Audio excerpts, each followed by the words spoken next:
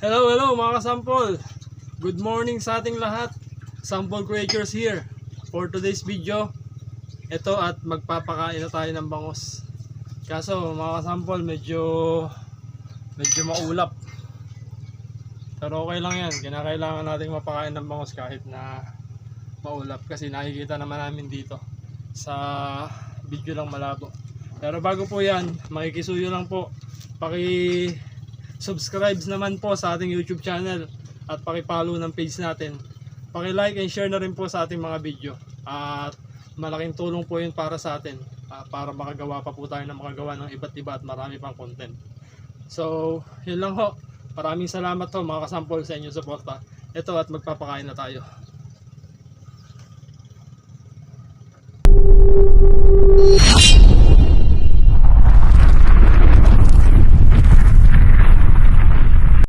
Mga kasampol, pumesto pa lang tayo, nakalitaw na ang bangos.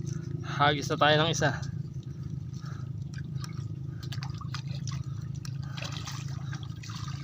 Talagang pag ganitong oras, nag-aabang na po talaga sila.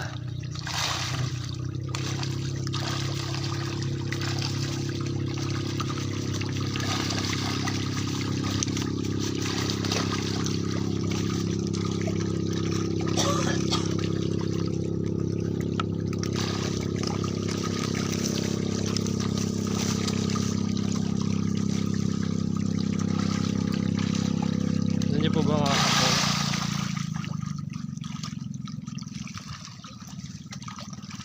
Ito nyo naman kung gaano kasigla ang ating bangos mga kasampol.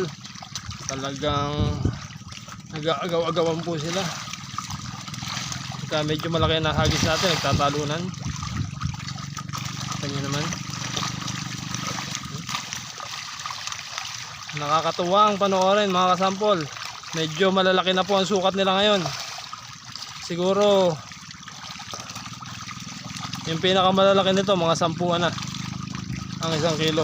Pagka diretsahan ng kilo siguro mga 15 mga kasampol. May mga halo po kasi medyo maliliit, balasaw. Ibig sabihin ng balasaw, iba't iba sukat, haluan.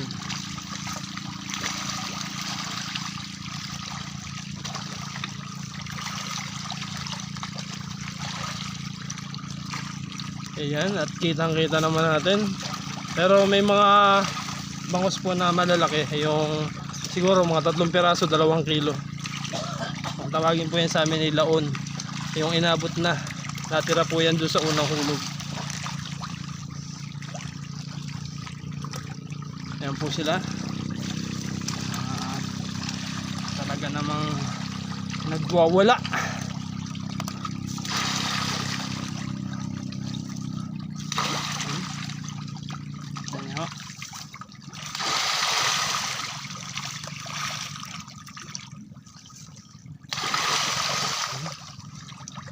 Medyo malalaki yung tigkal ng tinapay mga kasampol.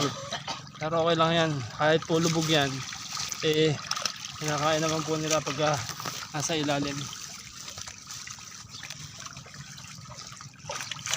Ayan.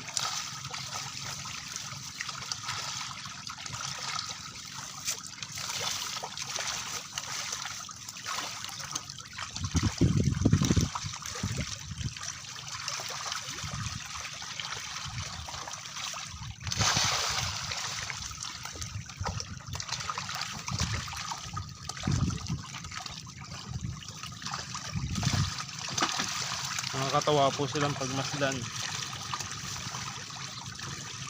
Kung kayo man na dito sa lugar na to mga kasampol, masasabi nyo talagang nakakatawa talaga.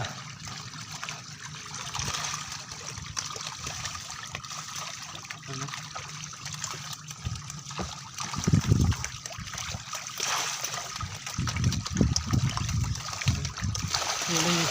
Nadidinig nyo ba yung wasab ng isda? Talagang nangasab po nila yung tinapay.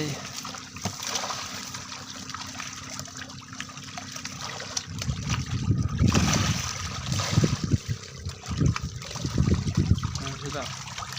Ayan, halos nasa tapat natin talaga mga kasampol. Halos nakadikit na sila sa lambat kasi nag-uunahan nga po sila. Kasi sa dami nila, siyempre hindi naman lahat yan mabibigyan, hindi naman lahat yan makakakain kasi isa-isa naman halos natin.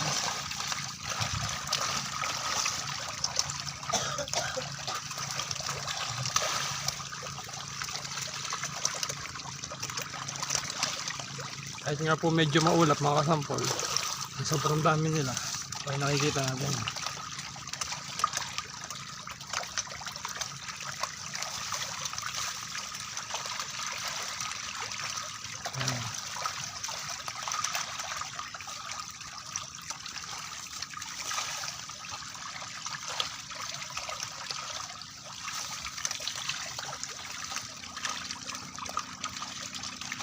Kita naman po, di ba?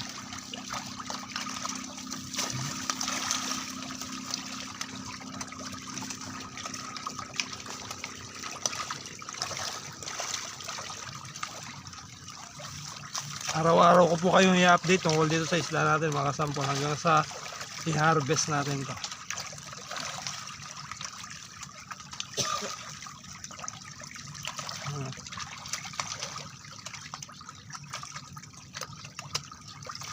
Ganun naman.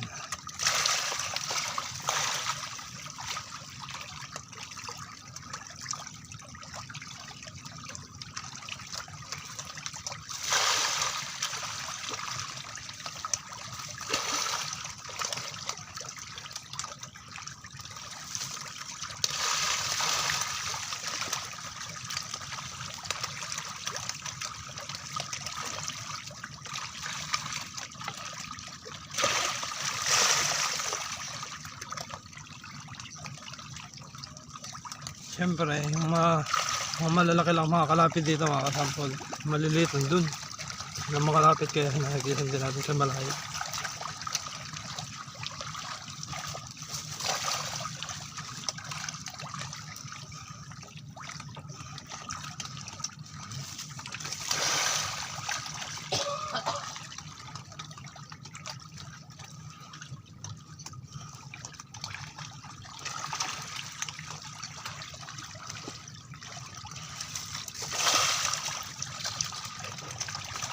So yun, at papakainin na po natin ng diretso.